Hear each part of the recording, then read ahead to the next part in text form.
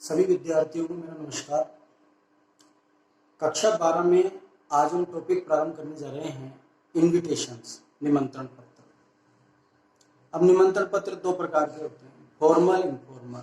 Formal को हिंदी में कहते हैं औपचारिक और इनफॉर्मल को हिंदी में कहते हैं अनौपचारिक। औपचारिक निमंत्रण पत्र वो कहलाते हैं जो हम दुकान पे जाकर के प्रिंटिंग प्रेस पे फिक्स लैंग्वेज में बनवाते थे, और अनौपचारिक निमंत्रण पत्र वो होते थे कि पहले के समय में जो छोटे कार्यक्रम होते थे जिनमें बहुत कम लोगों को इनवाइट करना होता था, तो हम पत्र के द्वारा, पोस्ट कार्ड के द्वारा जो अपने रिलेटिव्स को या फ्रेंड्स को लिख करके सूचित करते थे, वो अनौपचारिक निमंत्रण पत्र होते थे। कक्षा 12 में इनविटेशंस का टॉपिक है, लेकिन कक्षा 12 में निमंत्रण पत्र नहीं है। कक्षा 12 में है इनविटेशंस दो प्रकार के, फॉर्मल, इनफॉर्मल। तो कक्षा 12 का टॉपिक है फॉर्मल को एक्सेप्ट करना या रिजेक्ट करना, और इनफॉर्मल को एक्सेप्ट करना या रिजेक्ट करना। अब जैसे मैं हूँ, मेरे घर पर कोई निमंत्रण पत्र आता है तो मैं गेस्ट हूँ, मेहमान हूँ, जिसने मुझे भेजा है वो होस्ट है, मेजबान है। तो मैं उसको रिप्लाई कर रहा हूँ कि मैं उस कार्यक्रम में जाऊँगा तो एक्सेप्ट कर रहा हूँ, मैं उस कार्यक्रम में नहीं जाऊँगा तो उसको रिजेक्ट कर रहा हूँ। अब अगर रिजेक्ट कर रहा हूं तो कारण सहित रिजेक्ट कर रहा हूं कि क्या कारण है, मैं उस कार्यक्रम में क्यों नहीं जाऊंगा। तो इनविटेशंस दो प्रकार के, इनविटेशंस फॉर्मल और इनफॉर्मल। और आज का हमारा टॉपिक है फॉर्मल में एक्सेप्ट, फॉर्मल को एक्सेप्ट करना, स्वीकार करना। देखिए प्रश्न इस तरीके से आता है कि श्रीमती और श्री दिनेश शर्मा, फॉर्मल जो कार्ड आता है इनविटेशन का, उसकी आपने लैंग्वेज देखी होगी, हिंदी में लिखा रहता है श्रीमती और श्री, उसके बाद नाम होता है। महिला के लिए पहले आता है श्रीमती, पुरुष के लिए बाद में आता है श्री। तो ये जो श्रीमती और श्री दिनेश शर्मा है, ये होस्ट है, मेजबान, इसके घर पर कार्यक्रम है, ये आमंत्रित कर रहा है। अब किसको आमंत्रित कर रहा है? इन्वाइटेड। इसने आमंत्रित किया है श्रीमती और श्री मनीष शर्मा को। मनीष शर्मा गेस्ट है, मेहमान है। टू अटेंड, इसको सम्मिलित होना है, शामिल होना है, ए डिनर पार्टी। अब ज्यादातर भोजन का जो कार्यक्रम होता है वो शाम को ही होता है। सुबह का भोजन लंच कहलाता है, शाम का डिनर कहलाता है। तो a dinner party on the occasion of, ये एक फ्रेज है, इसका हिंदी अर्थ होता है के अवसर पर। अब कारण क्या है? देयर सन्स बर्थडे, उनके पुत्र का जन्म दिवस है, उनके पुत्र के जन्म दिवस के अवसर पर वो ये आयोजन कर रहे हैं। अब right a formal reply, formal लिखा आ गया प्रश्न में और एक्सेप्ट लिखा आ गया। राइट ए फॉर्मल रिप्लाई कि आप फॉर्मल रिप्लाई कीजिए एक्सेप्टिंग द इनविटेशन, निमंत्रण पत्र को स्वीकार करते हुए। अब इसका आंसर कैसे लिखेंगे? तो आंसर इसमें गेस्ट लिखना शुरू करता है, रिप्लाई करेगा गेस्ट। तो देखिए प्रश्न में गेस्ट कौन था? श्रीमती और श्री मनीष शर्मा। तो ये श्रीमती और श्री मनीष शर्मा, ये नाम पहले आएगा, गेस्ट।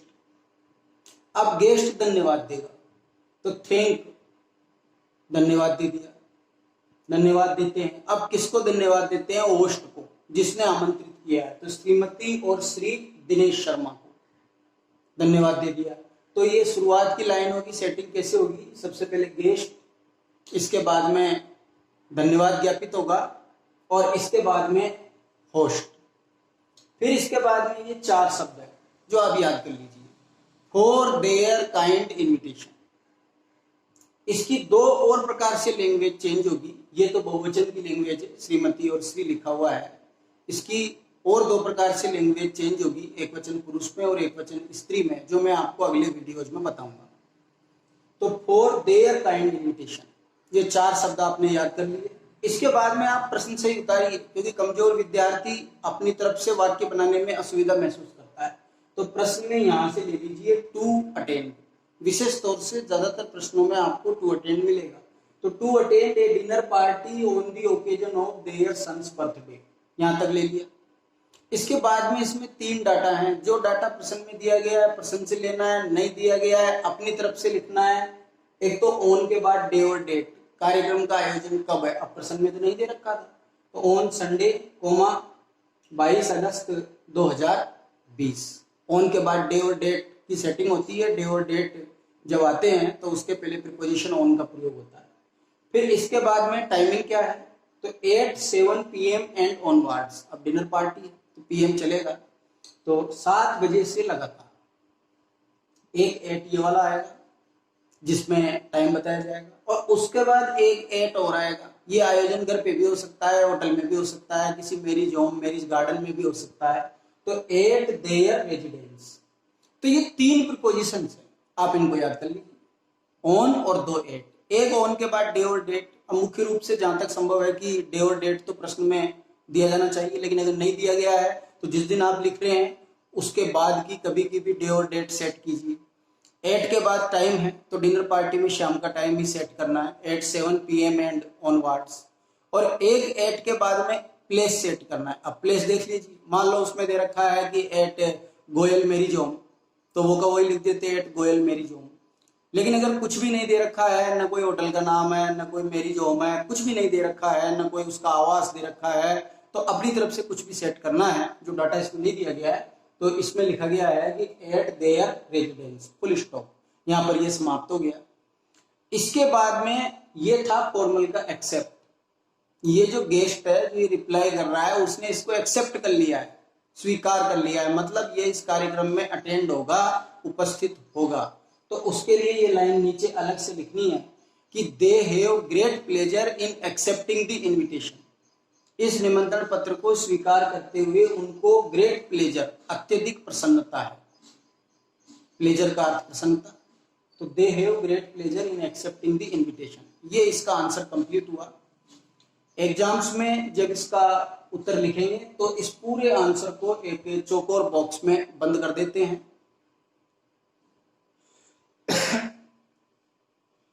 तो मुझे आशा है कि आपको ये फॉर्मल का जो एक्सेप्ट है ये समझ में आ गया होगा। इसके बाद में इसमें 2 प्रकार की लैंग्वेज और है। एक लैंग्वेज एकवचन पुरुष से है, एक लैंग्वेज एकवचन स्त्री से है। अगले वीडियोज में मैं आपको वो लैंग्वेज भी समझाऊंगा। मेरे वीडियो को लाइक करें और चैनल को सब्सक्राइब करें। थैंक्स।